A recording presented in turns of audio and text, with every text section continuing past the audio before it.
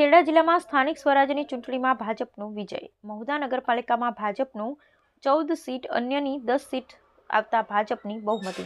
ચકલાસી નગરપાલિકામાં ભાજપના 16 બેઠક, કોંગ્રેસની 1 અને 11 બેઠકો પર અન્યનો વિજય। ખેડા નગરપાલિકામાં ભાજપની 14 બેઠક, કોંગ્રેસની 1 અને 13 બેઠકો પર અન્યનો વિજય। ડાકોર નગરપાલિકામાં 14 બેઠક પર ભાજપની અને 14 બેઠક પર અન્યનો વિજય। મહેમદાવાદ નગરપાલિકામાં ભાજપનો 18 બેઠક અને 10 બેઠક પર અન્યનો વિજય। કપડવંત તાલુકા પંચાયતમાં ભાજપની 14, કોંગ્રેસ 4 અને 1 બેઠક પર અન્યનો વિજય। કઠલાલ તાલુકા પંચાયતમાં ભાજપની 17 બેઠક, 4 અપક્ષ અને 3 બેઠક પર કોંગ્રેસનો વિજય। જી, આપનું નામ? નટુભાઈ સોડા, ખેડા જિલ્લા ભાજપ ઉપપ્રમુખ, પ્રભારી મહુધા। નટુભાઈ, નગરપાલિકાનું ચૂંટણીનું પરિણામ શું કહેશો? નગરપાલિકા ચૂંટણીનું પરિણામ વિકાસની સદૈવ વડાપ્રધાન નરેન્દ્ર મોદીનો સૌનો સાથ સૌનો વિકાસ એ સૂત્રને સાર્થક કરતું એ મહુધા શહેરને આપણે ખૂબ ખૂબ અભિનંદનને પાત્ર ગણીએ છીએ અને ઘણા વર્ષો બાદ વિકાસની એમની જે વંચિત હતું એને પ્રજાએ જાગૃતિ કરી અને ભાજપને મત આપ્યો। કેટલી સીટો મેળવી છે ભાજપ? ભાજપની 14 સીટો અત્યારે મેળવી છે, 24માંથી 14। મંટુભાઈ, આજે રસાકરી મારી બાજીમાં ભવ્ય વિજય મેળવ્યો છે ભાજપે, શું કહેશો?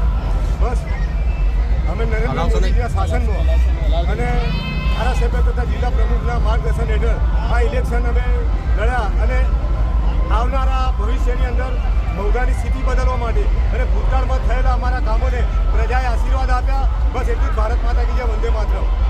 તમારું નામ? રાવજીભાઈ સોમાભાઈ વાઘેલા, વોર્ડ નંબર 7, અપક્ષ ઉમેદવાર।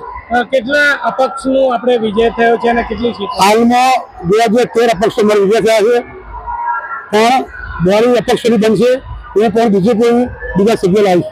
વોર્ડ નંબર 7માં કેટલી સીટો તમારી? વોર્ડ નંબર 7માં 4 સીટો અપક્ષ। રાવી કાકા, ભાજપને સ્પષ્ટ બહુમતી મળી છે, 16 બેઠકો છે, તમારી રણનીતિ કેવી રહેશે? રણનીતિ મારી સારી રહેશે, અમે બોડી બનાવવા પ્રયત્ન કરીશું।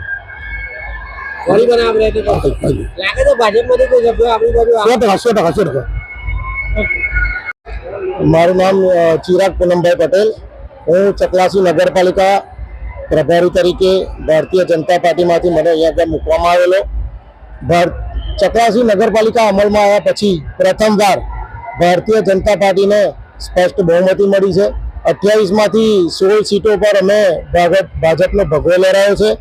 આ જીતનો શ્રેય અમારા જિલ્લા પ્રમુખ શ્રી અજયભાઈની મહેનત, શ્રી અહીંના ધારાસભ્ય શ્રી સંજયસિંહ તથા રણજીત કાકા, બાલુ કાકા, રાજુભાઈ, જે અહીંયા આગળના લોકલ જે કહેવાય કે અમારા જે ભારતીય જનતા પાર્ટીના કાર્યકર્તાઓ હતા એને લીધે આજે અમને સ્પષ્ટ બહુમતી મળી છે। આગામી સમયમાં ચકલાસીનો ખૂબ વિકાસ થશે અને જે અપક્ષોનું રાજકારણ હતું એ અહીં આગળ પૂરું થતાં ભારતીય જનતા પાર્ટીના કાર્યકરો અને જે અમારા જે ચૂંટાયેલા કાઉન્સિલરો છે એ ચકલાસી નગરનો પૂરેપૂરો વિકાસ કરશે એવી મને આશા છે। ઓકે।